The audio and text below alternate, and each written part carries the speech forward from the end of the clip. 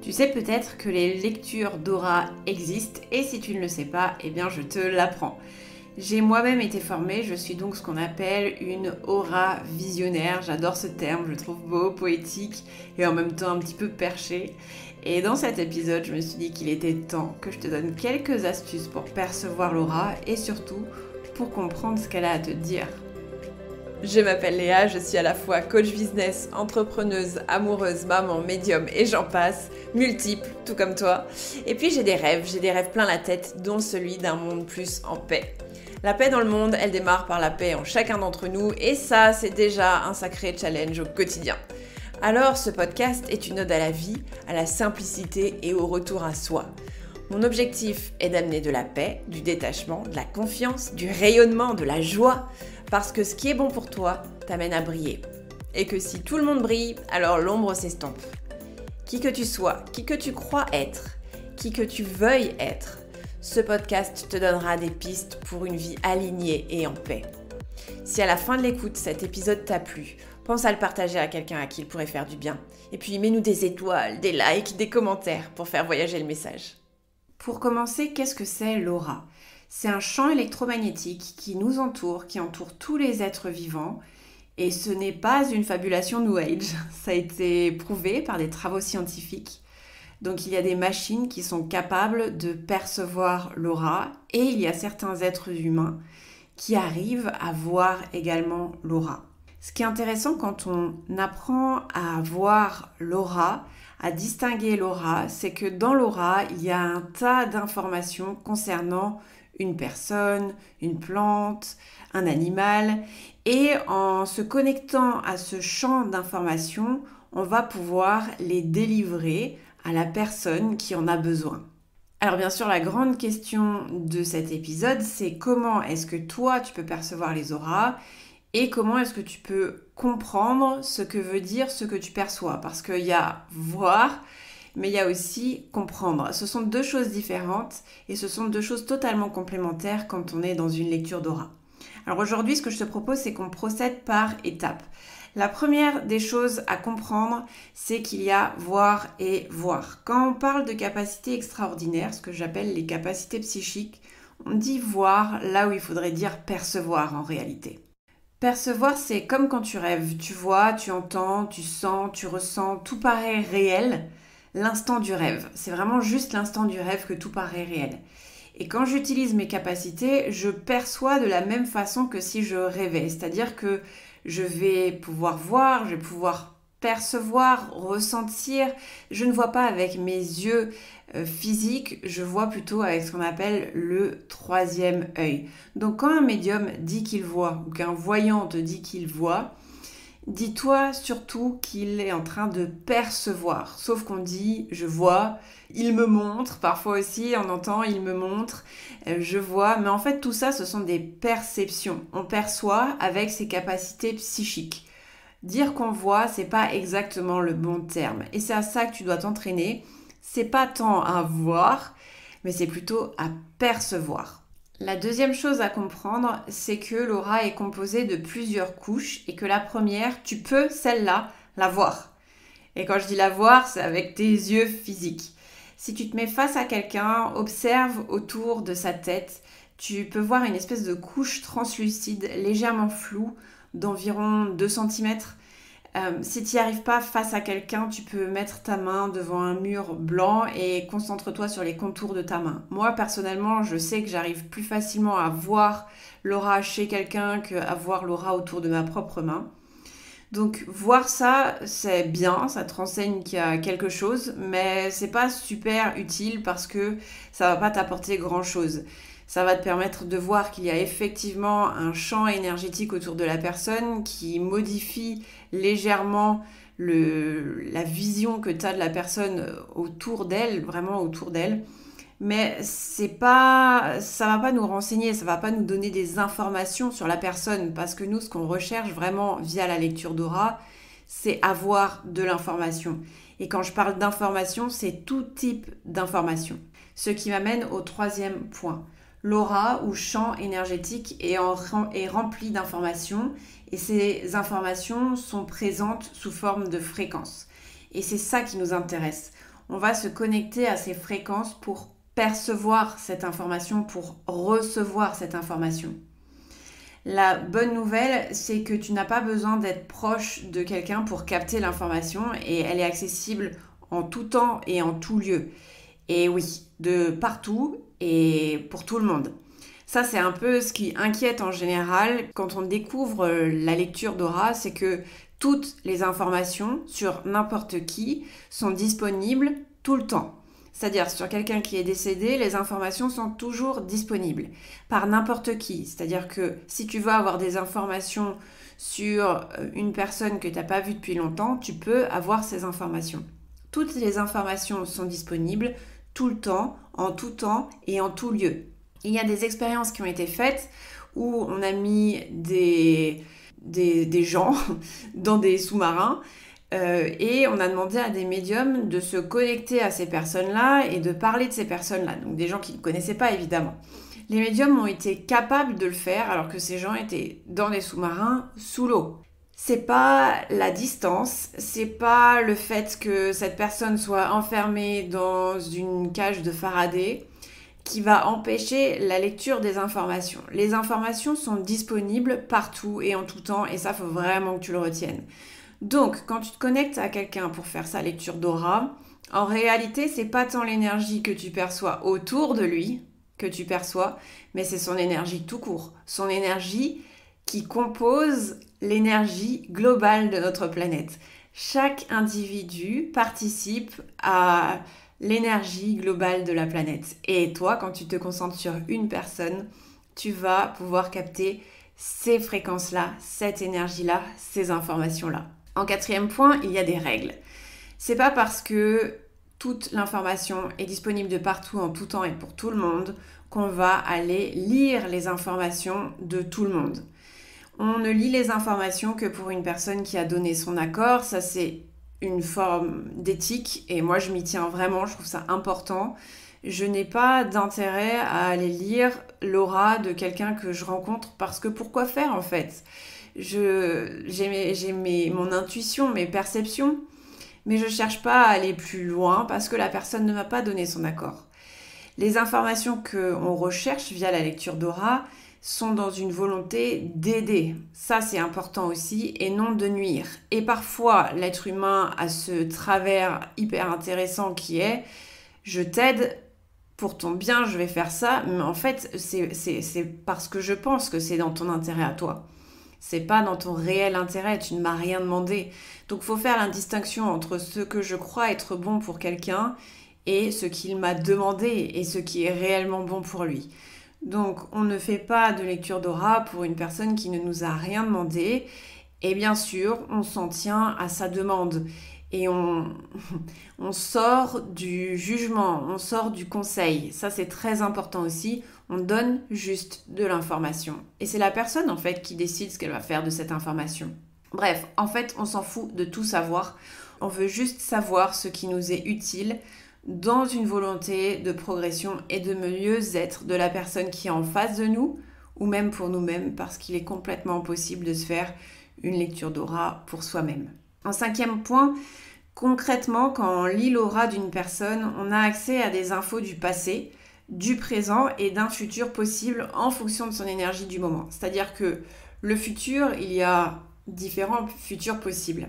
Maintenant, quand on fait une lecture d'aura, on est connecté à l'énergie de la personne dans le présent et avec cette énergie-là, on peut voir le futur qu'elle se prépare.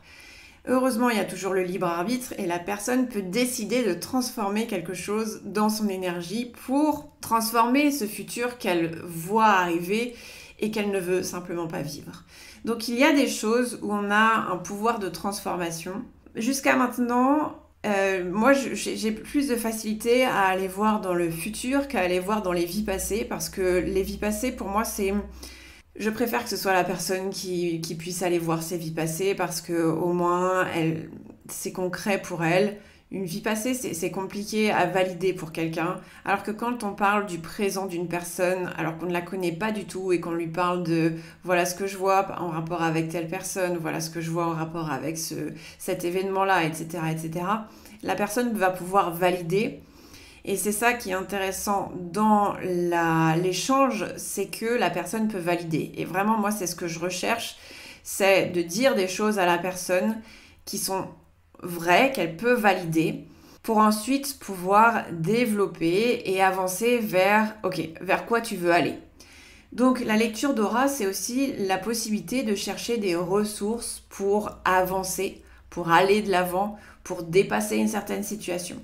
Tout est là, comme dans un livre finalement, ok? On a vraiment accès à toutes les informations. Et pour l'instant, j'ai toujours réussi à détecter la zone malade du corps d'une personne qui me contactait pour des problèmes de santé.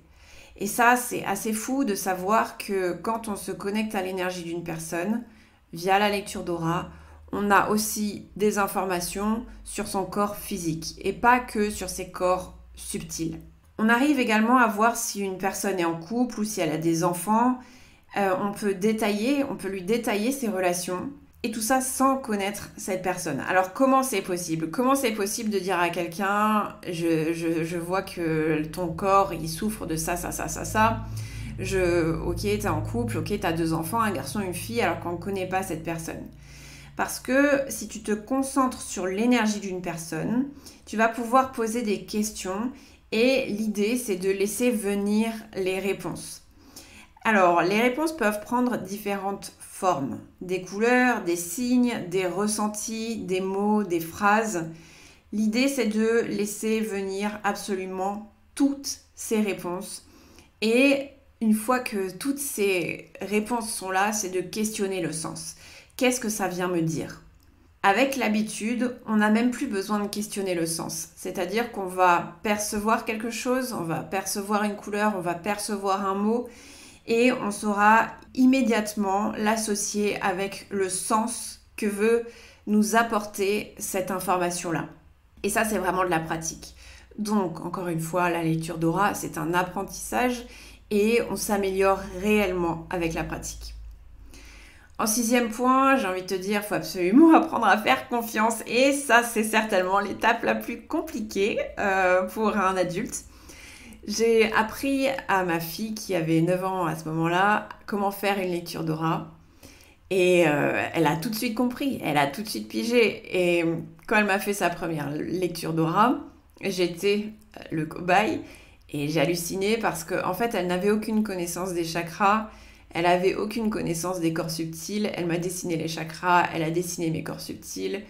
Elle a refait une autre lecture d'aura où elle a dessiné des chakras dans les mains et je me suis dit non, c'est n'importe quoi, il n'y a pas de chakras dans les mains. Il y a des chakras dans les mains. Donc les enfants en fait sont directement connectés à ces informations-là parce que c'est un jeu, parce qu'ils font juste confiance à toutes les informations qu'ils reçoivent. Quand j'ai demandé à ma fille comment elle faisait pour percevoir tout ça, voilà ce qu'elle m'a répondu.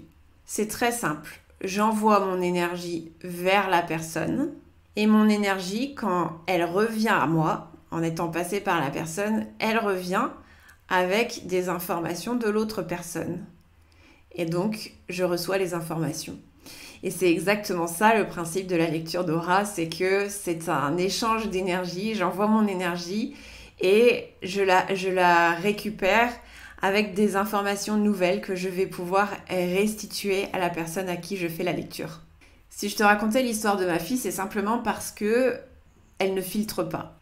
Et c'est un peu ce que tu dois apprendre à faire, c'est à ne pas filtrer. Alors attention, je dis pas de dire tout et n'importe quoi parce que c'est pas ce qu'il faut faire non plus. Si tu perçois une information où tu te dis bah la personne en face de moi va être très malade, t'es pas obligé de lui dire. Tu choisis toujours ce que tu racontes. Si t'es pas sûr de toi, peut-être qu'il vaut mieux rien dire à ce moment-là parce que la personne peut se créer sa maladie, donc c'est pas non plus ce qu'on désire. Mais il y a vraiment ce truc de faire confiance à l'information. Je vois du rouge, je note que je vois du rouge. Je ne sais pas encore ce que ça veut dire parce que c'est la première fois que je fais ça, donc je sais pas trop. J'entends un mot. Je vois un animal. Je ne sais pas ce que ça veut dire. Mais c'est pas grave en fait, je vais le noter. Je note tout ce que je reçois et puis je questionne. Pourquoi est-ce que j'ai vu une chouette? Qu'est-ce que ça veut dire de voir une chouette? Donc, pour avoir confiance, il faut tester, expérimenter. Et c'est vraiment ce que je t'invite à faire. Enfin, en 7e point, je te propose une petite mise en pratique. C'est déjà de trouver un cobaye qui te donne son accord. Donc tu peux demander à ton chéri d'être ton cobaye ou à une amie. Demande-lui juste de te poser une question. Une question, peu importe la question.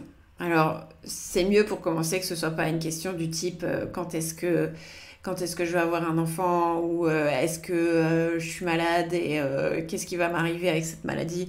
Non, une question plutôt légère, ok? Par exemple, une question professionnelle. Est-ce que je vais bientôt quitter mon emploi?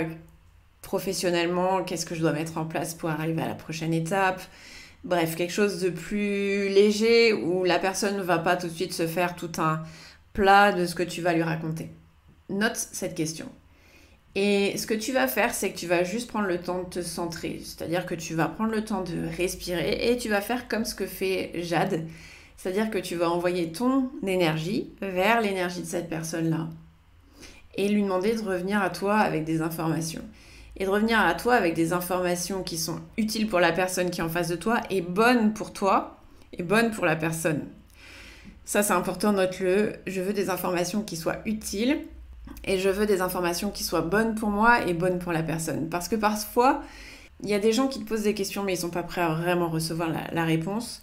Donc, on leur donne ce qu'ils sont capables d'entendre au moment T. Ça veut dire qu'ils peuvent revenir 2 ans plus tard ou même 1 mois plus tard et avoir évolué et la réponse aura évolué également. Ce que je t'invite à faire une fois que tu as fait ça, c'est vraiment à laisser aller ton stylo sur ta feuille. Qu'est-ce que tu as envie d'écrire? Est-ce que tu as envie de dessiner? Qu'est-ce que tu perçois? Note tout sans te demander ce que ça veut dire. Reçois tout ce que tu peux et puis questionne. Pourquoi est-ce que j'ai vu un panda? À quoi ça me fait penser le panda? Pourquoi est-ce que j'ai vu du rouge? Qu'est-ce que cette couleur elle a à me dire? Pourquoi est-ce que j'ai entendu le mot lâcher? Pourquoi est-ce que j'ai entendu ce mot-là? Qu'est-ce qui vient me dire? Et puis tu vas pouvoir noter des phrases en réponse à ces questions-là. Et après, l'idée, c'est, quand tu as terminé, c'est de faire ta restitution.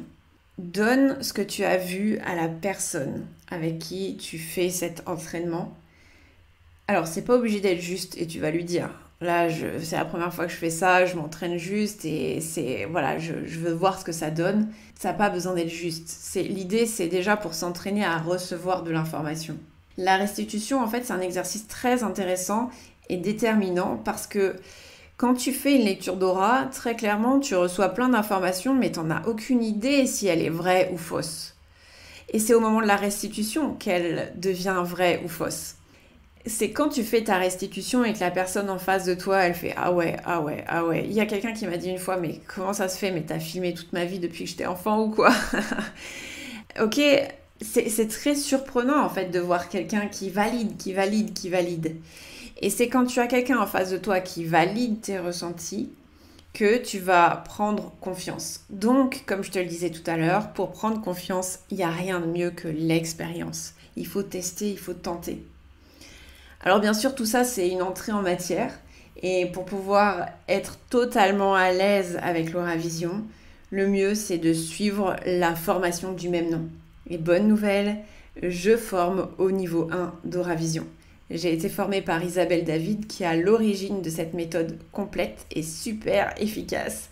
Elle est redoutable. Franchement, c'est hallucinant. Et ce que je vois quand je vois des gens se former à la lecture d'aura, c'est que je les vois étonnés de leur propre capacité. Ils sont eux-mêmes étonnés de tout ce qu'ils sont capables de voir. Mais parce qu'on a tous cette capacité-là, il n'y a pas de prérequis en fait. On a tous la capacité de percevoir les informations qui se trouvent dans les champs énergétiques autour de nous. On a tous cette capacité-là, mais on ne nous a pas appris à l'utiliser. Donc c'est vraiment plutôt se rappeler qu'on a cette capacité dans un premier temps, et dans un second temps, c'est apprendre à lui faire confiance. Cette formation, je la donne en présentiel à La Réunion. Et pour avoir les infos ainsi que celles sur mes ateliers en ligne, ce que je t'invite à faire, c'est simplement à renseigner ton adresse sur le lien qui est sous cette vidéo.